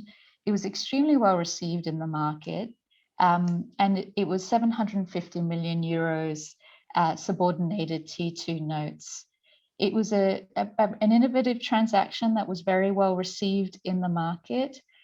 It was oversubscribed, confirming the point earlier that many of these transactions, because of both the demand from ESG investors, but also what we see is that investors increasingly look favorably, even if they don't have dedicated funds to sustainable product, are very interested. And it also reflects that ANZ is a market leader in ESG. So our underpinning the issuance to our strategy is really important. And you see for transactions that don't have that linkage that NL has spoken to and that ANZ has, tend to be, I guess, less favored by the dedicated ESG investors. I think the final order book really sort of sold at home, and we had a really strong investor participation with about 2 billion in total commitments from over 125 investors participating. And this is really, global type participation. And we're very pleased with the result. And we'll continue to issue SDG bonds or notes given the reception. So maybe just to kind of come to a bit of a conclusion, I think, what we see as ANZ, both from an issuer perspective, but also, supporting our clients as sustainability coordinators, whether that's a green bond or sustainability linked bond, is that it really allows you to reinforce and communicate your sustainability credentials. It can open up new pools of liquidity through ESG investors. I think in Malaysia too, where we went through, the current volumes, I think if you compare that to Singapore or Hong Kong, you can see that there's huge potential, whether that's onshore or offshore, for Malaysian issuers to tap this kind of investor base. And it's a way to maximize your order book and really sort of bring in pricing. I think if you looked at the Sabana Jurong transaction, the initial pricing guidance was 270. By the time that deal closed, 248. You're really starting to see this emergence of a greenium in these deals. And therefore, I do sort of, encourage you to sort of look at the options. I won't spend any time on how investors are viewing SDG bonds, but of course it aligns to their own reporting, and it's a very clear way of communicating what an issuer is doing to achieve these goals. So with that, I'll hand back to Irina, and if there are any questions, I can take them a bit later. Thank you, Stella. I will, it's very good insights. I will pass on the floor quite quickly to Lei. Lei Cunningham Scott. She is from Rand Merchant Bank, and she will share a bit on the issuance for the Cape Town. Floor is yours, Lei. Thank you. Just to give some background, I'm running the debt capital markets team at Rand Merchant Bank. We're a division of First Rand Bank. And we have been voted the top debt capital markets team in South Africa for the last 11 years running. And one of our focuses is on the green bond, on sustainability bonds. Just some background, in South Africa, it's a very, very new sector. We probably have only about 5 or 6 actual green bonds listed on the Johannesburg Stock Exchange at the moment, but it's very much a growing sector, and it's something that is being focused on from the investors. And they are starting to turn their attention when we are on roadshows to ask, about sustainability, about your ESG framework. So it's becoming more and more topical in the local market. One of the things that we haven't seen too much of is anything beyond the green bond. So we are trying to push gender bonds. We are trying to push blue bonds. We're trying to look at all different alternatives or sustainability linked bonds. But to date, we've only seen the use of proceeds, actual green bonds in the local market. We can just jump to the first slide.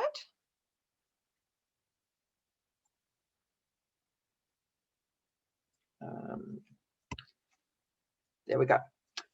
So just looking at City of Cape Town, and I'm going to focus on this one because it's quite a topical bond that we did place in the market. City of Cape Town is a municipality locally, and it's the second largest city in South Africa, and it's one of our 8 metropolitans that we do see. It was rated AAA by Moody's at the time, which means it's got a very, very strong credit rating. It had limited debt. It had strong liquidity. There are over 4 million people who live in Cape Town, and within the region, it's about 78% of the GDP. So it's a very strong city. What the issue was that we were seeing at the time was there was a huge water shortage. And I think if anybody has followed the press on Cape Town, which is one of South Africa's main tourist destinations, you will be aware that 2 or 3 years ago, we literally got to 20% of our dam. The water levels in the dams were about 20%. As soon as we got to a level of 10%, we would have not been able to have any water coming through the taps, as this last 10% is not suitable for human consumption. So there was a huge water shortage within the country, within the city. And this turned their attention on how do we raise funding to develop the infrastructure for water within the city and assist with this. So it really highlighted the need for infrastructure development, for sustainability of the water supply, as well as looking at things like your demand management, your pressure management of the city. What would happen when the rains come after such a long drought? Is there going to be floods? How do we work with that? So it really did highlight this need. And as a result, the City of Cape Town approached us to consider looking at a green bond, a sustainability bond. This was really to fund the projects that needed to be funded to ensure that Cape Town would have water. So examples of the projects that they were looking at was an aquifer developing into the seawards, looking at taking seawater. How do we use the seawater, desalinate it? On the actual plants, there was issues on the sewage infrastructure and seeping into the water supply. How did they fix that? Looking at providing an aquifer on what we call the Cape Flats, and then also looking at demand strategies. And this came to how do we implement water restrictions, pressure restrictions. So they reduced the pressure so less water was coming out of the taps, billing and regulations. So it was really a holistic project on how do we improve the water supply and also ensure that the regulations were adhered to within Cape Town. So what they looked at was this green bond, which they have now implemented. And when we look at the green bond, what we will understand is that it was one of the first in South Africa. So we didn't have a lot of these SDGs and looking and focusing on, all the principles that you are seeing a lot of internationally. Instead, there was a focus on developing the framework, getting the pre-assurance certificate on the framework, and then getting a post-assurance certificate, listing it on the JSC, the Johannesburg Stock Exchange, and getting a climate bond certified. So initially they developed their framework. Their framework wasn't as detailed as what you would see today, but it really did highlight a couple of things. It highlighted which projects are going to be eligible, and they basically said anything with a Kpis expenditure of above R1 million.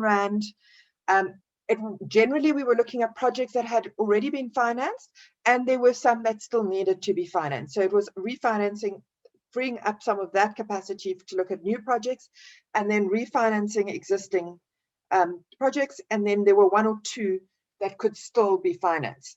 They basically said the projects they were looking to were in a 5-year spectrum. This was 2017 when we implemented. They looked 3 years prior and 2 years ahead. So we refinanced projects that had been done within the last 3 years and projects that were expected to be done completed within the next 2 years, but they had to be easily refinanced without any penalties. Any remaining cash that we raised would be then kept in green assets or in cash until such stage as we could deploy it into the project. They also then aligned their framework with City of Cape Town's environmental strategy. Out of all the municipalities, City of Cape Town is one of the best munis in South Africa with regards to environmental strategy. And then they also highlighted how would they be able to assess this. And that was included in their framework. Interestingly enough, what we also looked at then was doing another second framework, which looked at their procedures. So how are their processes going to run? How are they going to track the flow of funds? Where are the accounts going to be sitting? And if you know, the South African environment governance is very important, and this was included in the second framework. Both frameworks were then given to KPMG, who did an assurance certificate, pre-authorization assurance certificate for us. They went through all the projects, they looked at all the deals, they assigned rankings to it, and then they gave us assurance certificate, which we could then take through to the climate board and get it rated on a climate, on the climate standards. From there, we were able to go to the market, and I'll come to the market dynamics and the investor dynamics just now. So once we'd gone to the market, we then did a second assurance, so a post-transaction assurance, and we also got that rated by the climate board. And I think in South Africa, that is very, very important to have these two ratings. We also had to work with the Johannesburg Stock Exchange, as this was one of the first green bonds listed on the stock exchange, and there isn't methodology for the debt market for green bonds. So we worked with the stock exchange to develop the methodology for them to understand what was required from a green bond perspective, how these bonds were going to be accredited, and what the ongoing governance requirements were. One of the things that they have done from a City of Cape Town perspective is they said, okay, they get the post assurance, but they will also get an annual certificate, which will be placed on their website. And this has now become a Johannesburg Stock Exchange requirement, is for any green bonds, any form of sustainability-linked bonds, there has to be consistent certification and assurance, so that the investors are aware that any funds they have given, if it's for a use of proceeds, as this was, the use of proceeds, where the funds have gone and how they have been allocated, and to the extent they've not allocated, over time where they have, as they get allocated, it will get put on the website so it's fully transparent and we can see this. And this has now become a requirement in our local market. And then I think just from the investor perspective and looking at, this was a new bond, the investors didn't have mandates like they do internationally, where you're required to invest into ESG or you needed to track ESG. So it was quite a hard sell to get them over the line on understanding what the certification is, understanding why we have certified it. Easily enough, a lot of the investors do sit in Cape Town, and they did understand the water shortage at the time. They were living the water shortage, which makes it a lot easier for them to understand the requirement, but they still need to understand what the certification meant and why with a certain certification you would require potentially tighter pricing or greater volume in your auction. So from that perspective, we were able to get the investors over the line, and you'll see there that there were over 31 different investors that eventually participated, which is pretty much most of the South African market. In our market, we probably have 10 to 15 large investors, and the rest are all quite small investors with very small bids. So for us to get 4.9 billion of bids into the book was a great achievement. And then the pricing that came out at the time was 133 basis points over the government bond. That government equivalent is R186. This is very, very tight pricing. So it is indicative that this is a AAA national scale rated entity, that it is a very strong entity, but the high demand that we saw for this bond enabled them to pull their pricing in tighter. And as a result, they were able to achieve much tighter pricing relative to what they could have done if they had gone out with a vanilla bond. What was interesting is they also put in place an amortizing bond, which is not standard in our market. And the real reason behind this was that they wanted to pay down the projects as the projects got developed and they started generating income. They didn't want to be sitting with a very long-term 10-year bond, which is a bullet profile, and in our market can be very hard to actually refinance at that point in time. So their focus was on making it simpler for themselves, reducing their cost, which they were able to do, doing an amort, which is not standard in the local market. And they were able to do it because of the very strong demand from the investors who are wanting to support this initiative. And then, I mean, subsequently, most of these projects have now been financed. This bond is coming up for maturity in a year's time, and has proved very, very successful. Just one or two things that I'm just thinking off the top of my head that we did also look at for them. When we were doing the accreditation, we set out targets, we set out the projects, but we were there to achieve it. We weren't looking to, reach a certain level and then overachieve. The idea was to really get the proceeds invested in making the infrastructure work so that we could support the deteriorating infrastructure within Cape Town from a water perspective. And this was achieved. They weren't looking to outperform and setting, significant KPIs. It really was just about infrastructure and CapEx development at the most cost-effective rate that they could get, and the certification allowed them to achieve that. We haven't subsequently seen them come back to the market. If I look at who has come back into the market from a green bond perspective, we have seen some of the banks come back. We know that the DFIs are giving very good funding rates for green bonds and sustainability bonds in our local market. We've seen some of the property companies also look at green bonds. And we've seen some developmental DFIs actually issue green bonds into the local market. But like I said, it's very, very small. And this really was a unique bond given the fact that we were dealing with such a significant drought at the time. There was no water coming through. And this was able to support the infrastructure and help the municipality develop it.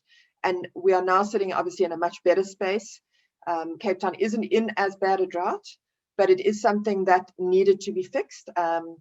And then, that really helped and assisted Cape Town in developing their infrastructure. So we're very proud of this bond, and we're very proud of what we've been able to achieve for the South African economy. And I hope that we can do more of these bonds. And we as a house, as a debt house, we are trying to sell this. We're trying to look at gender. We're trying to look at all the different aspects that we can add in. But within the South African environment, you will be aware, obviously, infrastructure, CapEx, water is key. Thank you, Lei. So I have, it's very interesting, and I think our conversation have matured to a point that we understand that your team in Rand Merchant Bank is looking at other products as well. We'll keep that conversation to the future workshops. Thank you, Lei. I'm going to pass the floor next to Surayut, who's our last panelist today from BTS Group.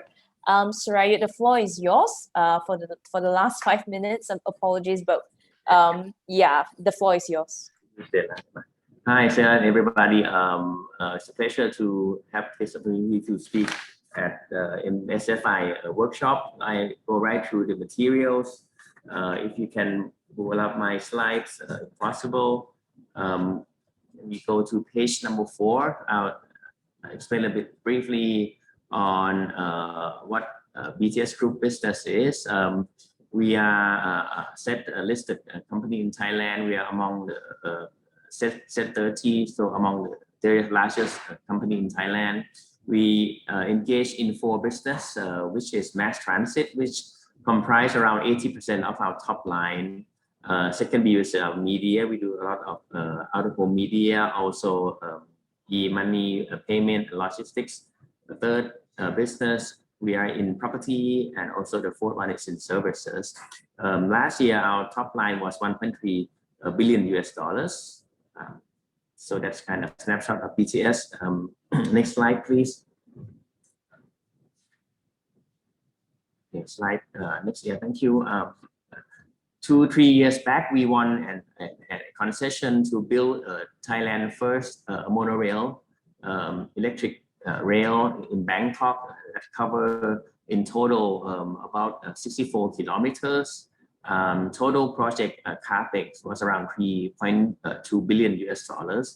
And hence we use this opportunity to issue the first green bond in Thailand that distributed to a wide investor base, whether high net worth or institutional, with a very good result. Both projects is targeted to be open within the end of this year, and also a yellow line within the end of this year, and a pink line early next year. And we are really happy that we were able to get part of the finance through green bond exercise. So if I can jump right into the green bond on slide page 7, please.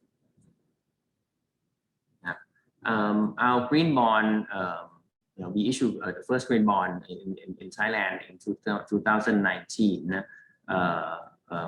We comply with ICMA Green Bond Principle and also ASEAN Green Bond Principle. Those two are quite similar, with one difference is that ASEAN Green Bond Principle, they don't allow any coal power, but the rest are quite similar. And our green bond is verified by Sustainalytics and certified by CBI. Next slide, please. Yeah, we actually, because this was the first green bond in Thailand, so we had to spend quite a bit of time discussing and studying them with our overseas consultants, because the arranging banks in Thailand, they also were not that familiar with green bonds. So actually, we took, if I would say, about an extra 2 to 3 months to study what they are and make a decision on which green bond framework to follow. And in terms of certification process, we spent about 1 month extra on that, and the rest of the timeline follow a normal conventional bond issuance process. Next slide, please. Since our green bond was the first one to be issued in Thailand, so we had quite a number of challenges. I would say that it's also very new to us, meaning new to BTS. So we have to do quite a bit of study in terms of comparing various green bond principles and standards and try to digest what they mean. And also we have to educate to investor base what green bond is, and also to regulator as well, and as well as to understanding of certification process. In terms of educating investors, we spend half of the time, intentionally spend half of the time that we did a roadshow explaining what are the green bonds, what are the principles, and what are these stakeholders that we involve, so that they understand what it is. And second, we decided not to price tight. We price our green bond as a normal bond, i.e. we didn't want to penalize investors that invest in our green bond. And third, we have done quite a bit of PR through various press, financial press and whatnot, to create awareness and understanding. And I would happy to report next slide the results that we get. We intended to issue about 150 million US dollars of 5 billion baht, but in the end we had a demand coming in overwhelmingly at the bid coverage ratio of 8.4 times. So we were very happy about that, and hence because of the overwhelming demand, we were able to price the green bond somewhat tighter than the normal bond. I think the key to our success is not to price the green bond too tight, or i.e. not to penalize investor, and we made the right decision to price them as in normal bonds. The way we position and the way we pitch our story to investors is that this is the first time in Thailand that the fund managers and the bond investor, they have opportunity to finance green projects, which will help reduce CO2 emission in Bangkok and also help bring in a cleaner air. And that's why we have quite a successful issuance. Our bond won the Best Green Bond Award in 2019 by the AAA Asset Sustainability Capital Markets Regional Award.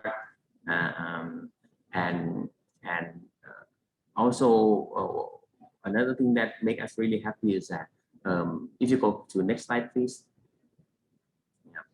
If you can see on the right pie chart, 1/3 of investors are new investors who never invest in our bonds before. BTS Group, we issue bonds on a regular basis every year, and in 2019 green bond, we saw 1/3 of the investors. New investors to us. So actually we were quite successful in expanding the investor base in our bonds, like hospitals, university, co-ops who never invest in our bonds before.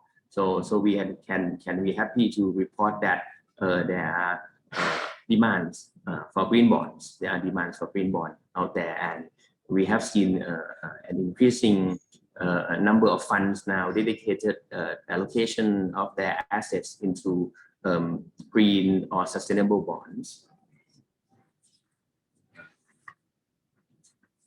Lastly, the last slide on slide 13. We emphasize this information or this kind of data and information a lot when we market the bond. In that, by having or by commuting on electric trains, each and everyone can help reduce CO2 emission by 140 grams per kilometer per passengers, meaning that they can help lower CO2 emission by about 90-something% by using our trains vis-a-vis using private cars. And so when you sum up in totals, when the 2 new monorails would come online, we would help reduce CO2 emission in Bangkok by about 140,000 tons per year for the next 30 years or so. And everyone was very happy to support and hence subscribe to our bonds. Yeah. That's all I have time for today. If there's any questions. Thank you, Surayut. Yeah, so thank you, Surayut, and appreciate your sharing of your congratulations on the bond and the over 8 times oversubscribed that you've achieved. We have actually answered most of the questions that was raised in the Q&A, so that helped for us to complete on time. Before we end, we hope you have found this session very useful. I would like to give thanks to the participants and the panelists, especially the panelists who have graced our session today and shared the various unique bonds that they have actually issued. Now, if I may just get your last 2 minutes to fill up the survey. If you have found this session to be useful, we have lined up quite a number of workshops moving forward. So kindly fill up the polls, and we will definitely keep you informed of the upcoming webinars as well. that is intended to drive more sustainable finance in the Malaysia market and in the region. So thank you, everyone. Have a good evening. And if you have any questions, feel free to reach out to MSFI and as well as EY. The context is in the slides. We will be at CMM Capital Markets Malaysia will be uploading this recorded webinar on MSFI. So the access will be shared once it's readily available. Thank you, everyone. Have a good evening. See you.